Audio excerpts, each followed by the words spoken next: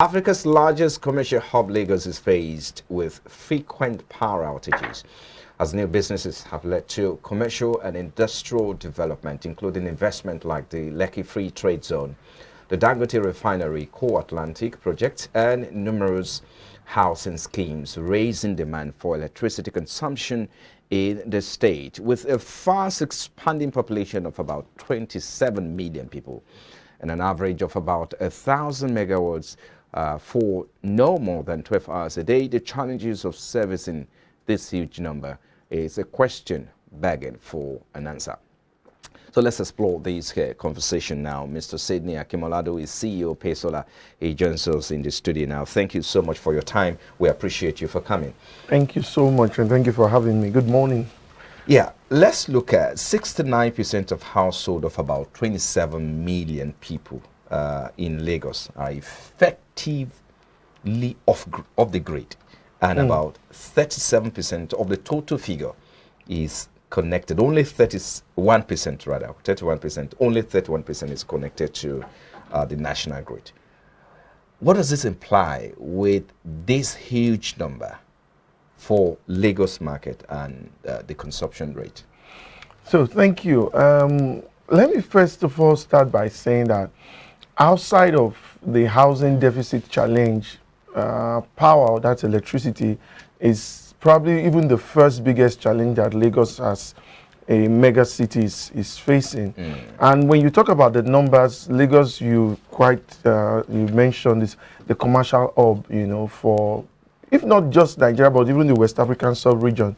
And so numbers are always playing a huge role. But considering the statistics you just gave, it's just a sad thing to say that for a state like Lagos, where a lot of the internally generated revenue comes from, we're still suffering this kind of challenge where so that huge number of persons, millions of households, don't have adequate or reliable or constant electricity. And you know what electricity does?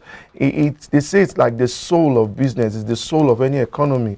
So what it does mean is that there's still a huge place for the state to play when it comes to whether it's productivity, effectiveness, or whatever it is, if they don't address this particular challenge. So I also learned about something yesterday, and that really, gave me a whole lot of scare, that about 75% of Lagosians are living in rented apartments. That was, I listened to that yesterday. And what does that tell you? It tells you also that if they need electricity and the grid itself cannot supply it, then people have to use other sources like generators, and that will account for why you have a whole huge lot of population issues, climate change issues, pollution issues that the state is suffering. But the question now will now be, can Lagos service? This is a huge market that a lot of people expect, or investors expect, that the Lagos state should take advantage. We only have two electricity distribution companies servicing this market, Eco and Ikeja. Yes. Those are two distribution companies. So one wonder that this number, how come we're not taking advantage? So the question now will be, does Lagos have the capacity to service this? Good question.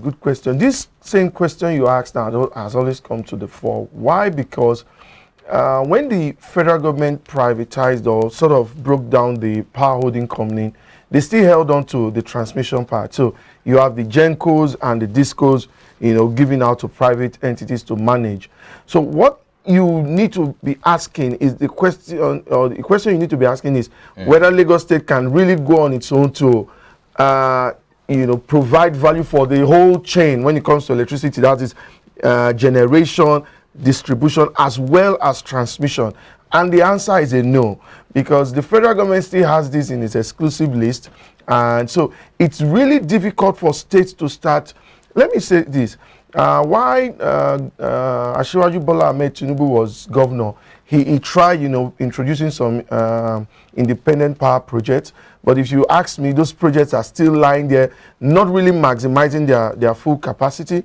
Just the same way you mentioned in your news list just now, Nigeria as a country has about 13,000 Yes, about 30,000 megawatts of installed capacity, but we've not been able to even hit the 5,000 megawatts all these years. And that tells you, you know, how the government in itself is a bad business runner. So when it comes to that, the Lagos State government needs to do a whole lot more than just presenting a white paper. I understand there was a resource plan presented by the commissioner sometimes in April, where they are saying that they want to go into the full value chain, generation, distribution as well as transmission, but they will have to do a huge tussle with the federal government to be able to grab that off their hands. Then also maybe the federal government needs to see a whole lot of, you know, projection how Lagos State can use that to plow back revenue back to the federal government. Then maybe we can now be talking about that. But in the interim, what Lagos State should be looking at is what I call other renewable energy mix, which maybe we can talk about that in you know, coming. But is it possible the state can go back to adopt that power project during the former governor's you know, regime? Because you talked about the fact that in its exclusive list, the federal government solely has authority, whoever does and whoever should take control of the power distribution and all of that. Yes. But can we go back to that? Is it possible that the state itself can come to a round table discussion with the federal government to make this happen? Because the number is there and people expect that, okay, this number can turn out to become viable for investors in future. You're very correct. They can. What we've suffered over the years, and that's something we need to talk about, is the centralized way that electricity is being distributed in this country. We need what we call a decentralized power sector plan. Okay, where we have small mini grids or small plants servicing, you know, cluster areas. So when we have a central power, you know, supply plan, it gives room for a lot of downtime. It gives room for a lot of corruption, ineptitude, and all of that. So we need to start looking at small distribution plants, and that's where the state, I think, can take advantage of it and sell to the government that, see, Ikeja is a cluster, Lekki is a cluster, Ikorodu is a cluster, and all those kind of places. Let's begin to look at distribution and generation plants for these places that can serve these people. And so whatever is now coming from the grid can serve maybe major government infrastructures and things like that. But between you and I, we also know that when it comes to transmission, some of these infrastructures that have been built over the years are dilapidated, they are worn out. So it takes a whole lot of revenue to start putting all those things. And that's why the centralized system plays a huge role, because running long kilometers of cables and all of that would have been reduced. So the government can look at that and present a business plan to the federal government and let them see going forward how would this impact on the economy of the state, impact on the economy of the country. Who should step in to act as the big brother in this case? Let's say, okay, let's bring the federal government to a round table discussion, as it were, because it will seem that we do not have that structure on ground. You only have individual or maybe a group playing in this market. Yes. You have Ikeja, you have Eco Electricity and all of that, and those who are behind it, the owners playing in this market. But who's going to step in to say, look, you need to review your exclusive list, and which also have to take into consideration the power sector? I strongly believe the National Assembly has a huge role to play in this, because, you know, they provide and, you know, formulate the laws, and they have the power also to go back and review, you know, some areas that needs attention. So if the state government can use, like they say, lobby, use some of their senators, House of Rep members, and even also win some of the hearts of those people who are in the National Assembly, maybe they can start putting pressure on the federal government. Then we can see maybe a bill being presented that will have to do with the review of, you know, the electricity energy supply chain, and see how Lagos State government, not just Lagos State government, but some other states. Let me tell you for free that there have been several renewable energy projects in the north, you know, because there are vast lands that are very free. I was in Niger State the other time to discuss with the state government on how they could use renewable energy to bring about water supply, you know, adequate water supply to their people. So they got the lands there, they got the weather, you know, they have fairly about 6 hours or 7 hours of, you know, heavy sunshine on a daily basis.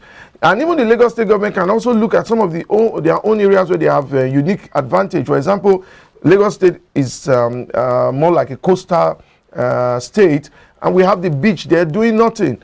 Whereas in other parts of the world, like in UK, Canada, and all of, they make use of the beach by providing wind turbines, you know, and all of that. Then we have areas that have very huge water supplies. We could go into hydro. So it's not a dependence on one particular energy source that's going to save us. You're looking at you're looking at solution to some of these exactly. complex, So it's not a one size fits all. So a one source of energy for us is still the reason why we're where we are. Okay. So we need to look at it holistically. I think we'll go on break now. When we come back, of course, we'll look at the value chain, the market, how we can also admit operators or maybe institutional investors in this market to expand it. And then look at the alternative source of energy as well as a source. You're also watching Business Breakfast from our studios here. Still to come on the program, Nigeria to attract $1.5 trillion in the downstream sector of the oil and gas industry between 2021 and 2024. After this break, we'll take a closer look at what this means for Nigeria's economy. Let's get talking in a moment. Stay with us.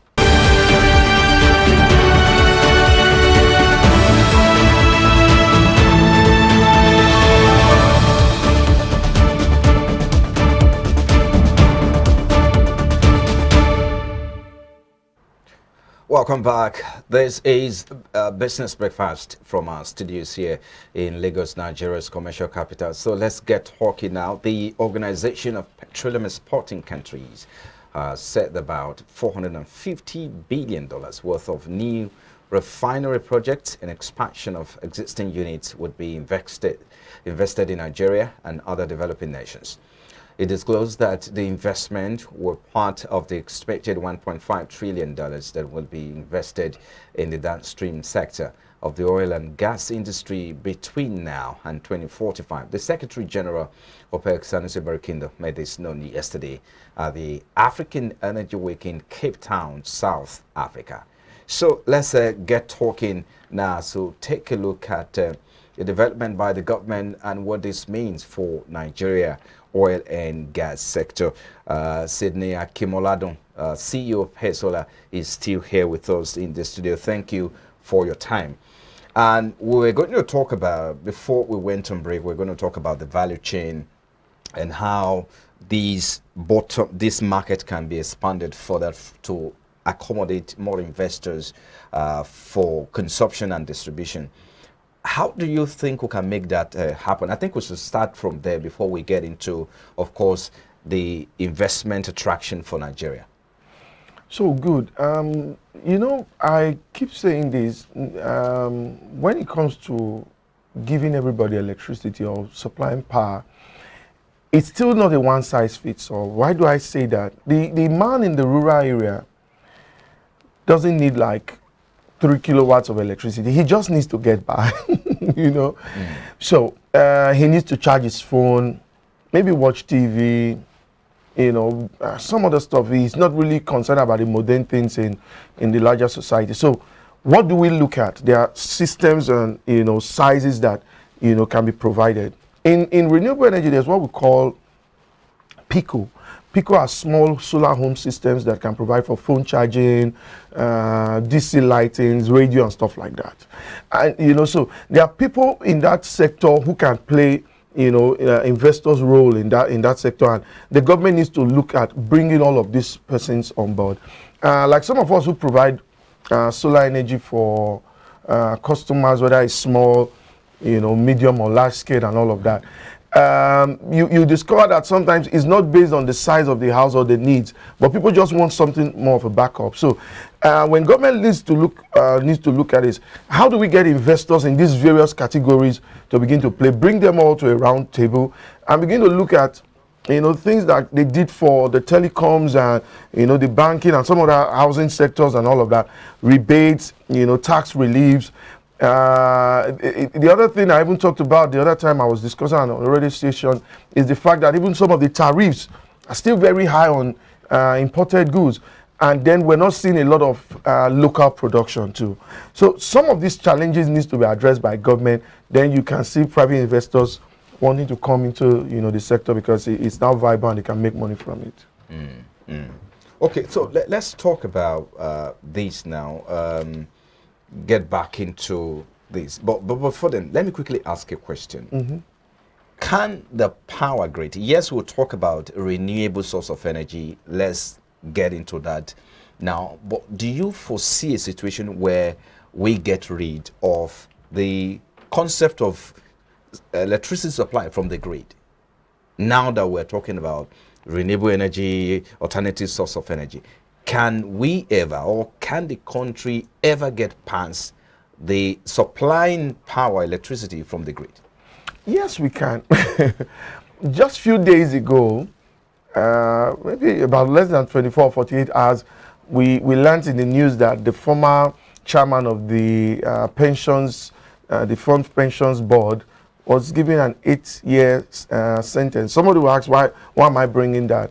And that's to tell you how bad we've not been able to pass political wills and sentiments and issues like that to get really what we want.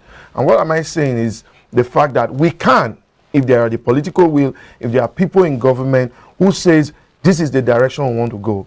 Why should a nation, after about 60 years of independence, still be talking about power issues when there are smaller countries around us who have developed their past, sectors, and they're enjoying it? So what it does mean is that not that infrastructures are not there, but we just don't have the right leadership that are manning these places to bring about the kind of results. The same thing you take at Jakarta Steel Company, for example. It's been moribund for years. Monies have been pumped into it, but no result. Why? Because corruption. So it's just the right people we need. And to get it done. Exactly. And government needs to take their hands off it a lot. Now, quickly, Nigeria is participating in the Energy Week conference or summit in South Africa, and one of the key highlights of that discussion or that summit is potentials, how to harness and take advantage of the potentials in alternative source of energy, and talking about renewable energy and all of that. How do you think Nigeria can position for this with regards to, opening up or some other, addressing the challenges of the power sector in Nigeria? Good. Nigeria has always been an oil and gas, producing country. I remember the president was saying in COP's conference a few days ago that we are more of a gas producing than, an oil producing. And I really don't understand what he's trying to say there. But what it means is that there are a whole lot of resources that are being wasted. You and I know that in this country, gas has been fled over the years. And this is just pure wastage of natural resources. So you're asking now that what do we do, to position ourselves? One thing is, it's clear. Africa will not move into renewable energy, whether it's electric cars or solar or some other sources, in the near future very soon, because we're still going to be utilizing fossil fuels. So, and you see our politicians are not even like giving up on that, because it's still the mainstay of, how money comes and is generated into the country. So we'll still see a lot of fossil fuel usage and all of that. We'll still be using cars that are run by diesel and petrol over the years. And so there's room for more refineries to be built. We know there's one in the Lekki zone built by the private investor, Alhaji Dangote. There's a need for that. And so those kind of investments they're talking about, whether it's in the setup of new refineries, the refurbishment of existing ones, or providing logistic structures for the downstream on how, we still talk about tankers moving petrols and diesel all over the road, when in countries like in Russia and all of that, these things go through pipelines, So we need to look at all those kind of structures and see how we can take and assess those funds to develop that sector. And then also look at the transition, just like the way the other parts of the world are doing, from fossil fuel, more carbon emission to less carbon emission, and that's where renewable energy Let's comes start in. winding down now. That's where you play, your sector, your renewable energy, alternative source of energy, where you play at the moment. Tell us more about the effort of the government in terms of progress to opening up opportunities in that sector. Good. The government is doing its best, but like they say in life, your best sometimes may not be good enough. What the government needs to do, apart from the fact that they are engaging private investors to set up, there's this education program that has been on for a while now, and that is building independent power plants for universities. And we've seen some of them already upstream running and all of that. There's a need for more awareness. I said to you just before the break just now that we can't talk about energy and not talk about climate change. There's a need for more awareness. Just recently, the cost of cooking gas went up from about 3,500 to about 8,000, 9,000, and even 10,000 in some places. So what does that mean? People are now going back to charcoal. People are going back to sawdust and all manner of other things that, you know, increase the carbon footprint. So there's a need for more awareness. People need to understand that if we don't save our world, it will collapse on us. You know, so government needs to do more jingles. Then government needs to tell people, like they do in some other countries of the world, if you go renewable energy, this is what you get to benefit. And that's what they do. I remember there was a time in Russia, the local or the state-owned electricity distribution company was begging people, literally begging people, to use the power that was being generated from the grid. Why? Because most of the people were, you know, running on renewable energy and they didn't see need for it. And they would say, okay, if you use it, there's a kind of rebate you get. So we need to start looking at things like that. And then there needs to be, you know, some kind of soft loan and grants. Whenever we talk about renewable Because energy, I was going to ask you how easy it is for some of you to do business there, and what encouragement have you gotten so far in terms of policy, with regards to policy-friendly business environment and all that? I mean, to be fair to both the government and to the people, it's not been a win-win situation. It's not been so. So the truth is that it's still a huge cost to own a solar system right here in this part of the world.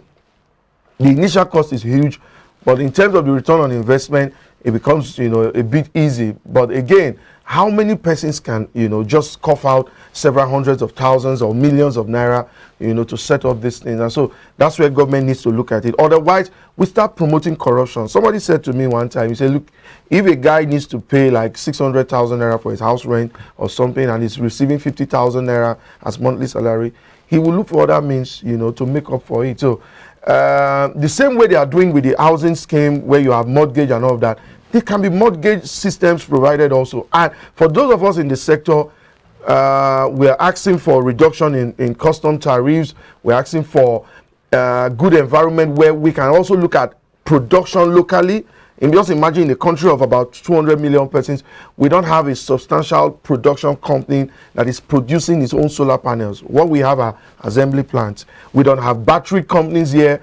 Even when it comes to now recycling the products, because of course, you know, these things cause pollution in the environment. We still don't have a policy that is, you know, brought out by government and says, this is how we recycle these things. So all these things they do overseas that makes them succeed, we can take those templates and begin to learn from them. Let's wrap it up now. What do you think we can do, the country can do in the immediate to reduce challenges, bottlenecks for operators, and by extension, that consumers also can take advantage of as we wrap up now? And of course, you can also give us your take on the future of alternative source of energy in Nigeria. I said this, you know, at the beginning of our discussion, that the centralized nature of the supply system is still not a very good template to run on. We need to break it down. Let states be given the power to produce their own power and sell to their people. That's number one. Number two, in terms of those of us in the industry, there's a need for us to have some kind of structure. There are a whole lot of quacks. Between you and I, the reason why you hear a lot of people say, I don't think renewable energy works, is because substandard product, quacks, and all of that play in the industry. So there's a need for regulation there. Then when it talks about the future, the world is going renewable energy. Whether it talks about electric vehicles, whether it talks about changing fossil fuels and reducing carbon print, we need to be looking in that direction. And there's a whole lot of entrepreneurship advantage too, because we're talking about unemployment and all of that. That industry is just wasting away. Young people who leave school can begin to look at it, whether you're an electrical engineer, mechanic, whatever it is. There are whole lots that people can benefit from that industry. Certainly, there's whole lots that the government can also do as well. Thank you so much on this note. I want to thank you for coming on the program today. Mr. Sidney Akimolado is CEO of Pay Solar. Thank you for coming on Thank you for having me. Business Breakfast.